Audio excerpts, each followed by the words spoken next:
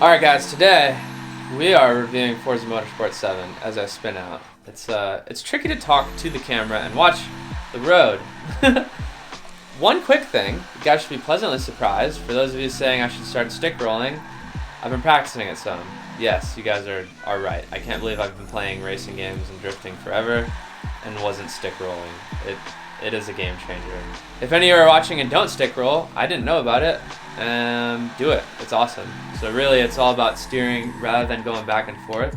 You're just holding it forward. I think you can also hold it back, but forward seems to work the best. And you're just rolling like that. So with Forza Motorsport 7, I had played this when it originally came out, but I was like turned off from it. I think with the simulator it was probably different, but I never really had a simulator, so I've always been a controller guy. Someday we'll get a sim, guys. Someday, I promise. We're working on it. Stop asking. Yeah, seriously. It's all good. I know, we need to get a sim, but I know a lot of you guys also don't have sims, so I like to show that you can still have a lot of fun and learn a lot with the controller. So, in the past, like, I always said Horizon was better, and people would flame me for that. What you mean flames? But I think because the mechanics are so different between Motorsport and Horizon, I do think Horizon's pretty good mechanics-wise, but because they're so drastically different, for whatever reason, Horizon without angle kits, I thought was a much better drifting game. And 4 never had angle kits. I don't know if 5 or 6 had angle kits. Comment below if you guys know. But when a 7 originally came out, it did not have angle kits. I played it for a little while, I built some drift cars, and I got turned off from it. And I ended up playing 4 for a good amount, and then really kind of went back to 2 and 3, and then honestly onto like mobile games and stuff. Wow, I just hit that pole. That was sick. But when I went back to play this game, they had angle kits, they had drift suspension, and it's like a Wise Fab pretty much, and I was just like, so pumped. And now, honestly, I'm gonna go ahead and be that guy. I think 7 is probably the best Forza drifting game. Like, right now, I am driving a Silvia. It's a SR20, and I have about 270 horsepower. Besides that, I de-weighted it. I did a little bit of performance mods, so it would get up to like 270. And this thing is awesome. It's so driftable.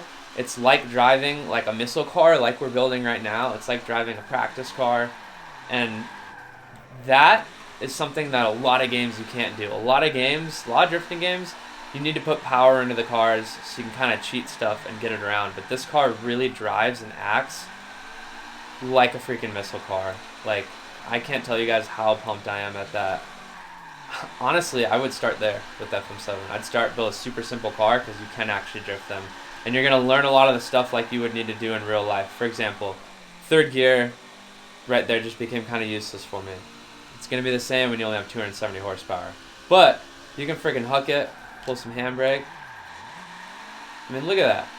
That you could do in real life and it would act just like that. I'm like so...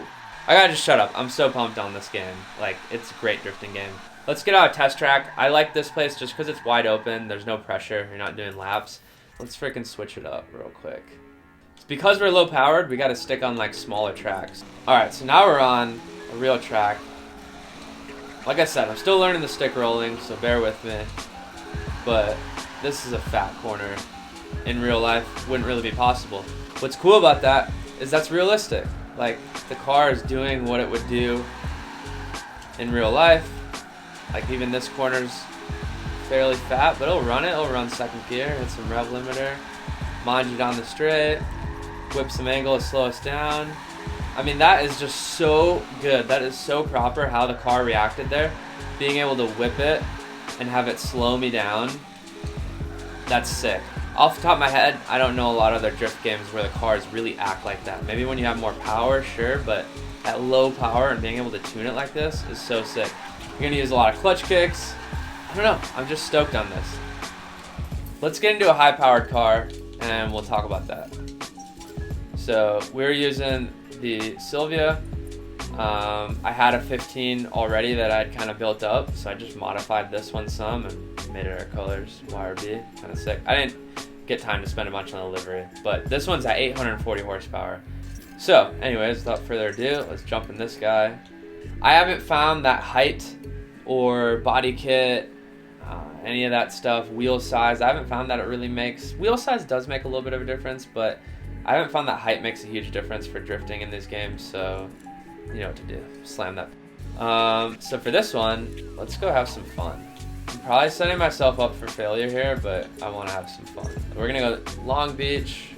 I like running the setting test drive so that you can stay on track and mess with adjustments. That's what I was doing when I was playing this game. So you can like do a corner, make a minor adjustment, and then get right back in the game. Okay, let me find a Long Beach course real quick. We're gonna do Formula Drift Long Beach layout with our mega car. This thing is a monster, dude. Wait, do they have King Taco sponsorships in the game? What do you mean? The banners for King Taco. Yeah, you never had King Taco? No. Dude, it's like I'm from LA. It's like the greatest taco place out there. Yeah, see, look, King Taco. That's so funny. See, like, I love that. Like, I messed up there. I'm trying to get lined up for Long Beach course. I haven't personally driven Long Beach yet. Someday. We'll start, like, somewhere around here. When I hit those rumble strips coming around, that would have made me spin. That was a slow entry.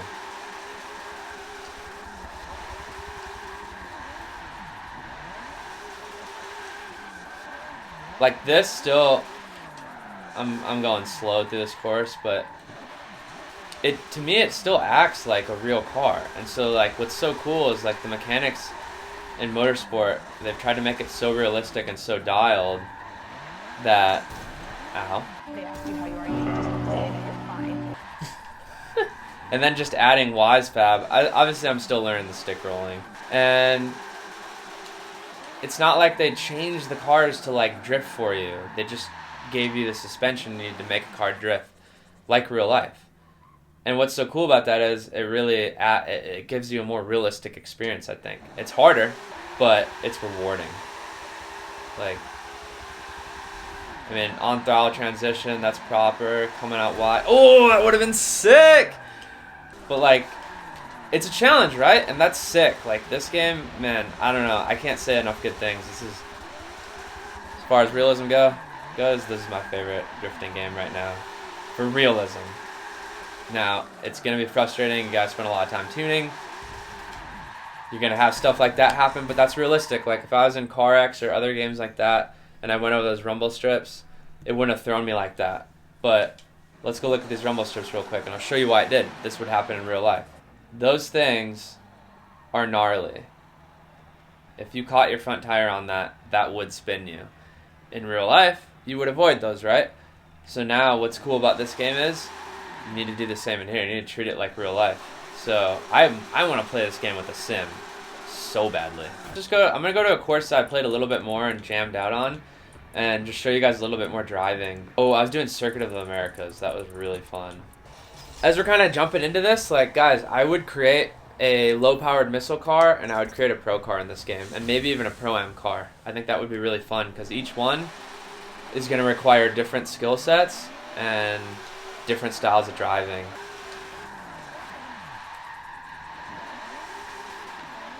I tried to get that reverse entry there. But that was all me, really. Like, that was my mess up. That was not the car. The car would have done it. Mechanics would have done it. They were proper. But like that upshift feels so good. That feels so realistic. Just like how it lays the power down there. I'm so off now. No.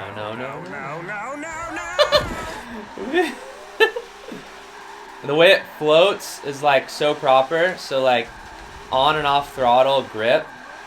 This car could use a little bit more tuning. It's not perfect by any means, but it takes time. And so if you're looking for a rewarding experience and realistic experience, FM7's sick. The thing it's missing, I would say, CarX and even Torque Drift apparently. I'm just kidding. I don't hate Torque Drift. You guys are gonna flame me again. Flames? They do have really sick communities that guys are all playing together. They have a pretty cool community feeling that I don't think Forza has as much. I mean, that was my... Okay, that is the only one thing I will say. I need to stop playing for a second so I can explain. So if you do like a reverse entry, or just a fat flick, and you're clutched in, and you're letting the car float, and you get back on throttle, If you just let out of the clutch and then get on the throttle, there's going to be lag time. So what you need to be doing is be modulating the throttle or modulating the gas pedal when you're on handbrake. It's something we do in real life. And this game works the same way, which is so sick, because what it means, you need to drive this like real life. When you're handbraking, you need to be bumping the throttle. So when you dump the clutch and you're out, the car is in boost or in torque. I mean, I have no complaints. This game is great. I would say, let's give it kind of an overall as we're jamming out here. I want to give it a 10 out of 10. I just don't know if I should because I haven't played them all yet. So I'm going to go 9.5 out of 10. Fun aspect, it's not as fun as Horizon. It's not. This is a more serious game. Horizon has a really cool like culture in it and story and all that stuff. So as far as just overall fun, I'm going to give it like a 7 out of 10. But fun for realism, 10 out of 10, if that makes sense. Alright guys, well, I want to keep playing this game. I love it. I think that's it. Hit that subscribe button, guys. I appreciate you guys watching this videos. Again, these are all my opinions, so it's not the gospel. If I don't like a game or if I really like a game and you don't agree, comment below, let us know, and let's talk about it, because I'm learning too. I think we're going to go back and play Torque Drift and give it another chance, and some of these games we'll go back. So, alright, we'll see you guys in a couple days. I just spun out and hit a wall. Peace out.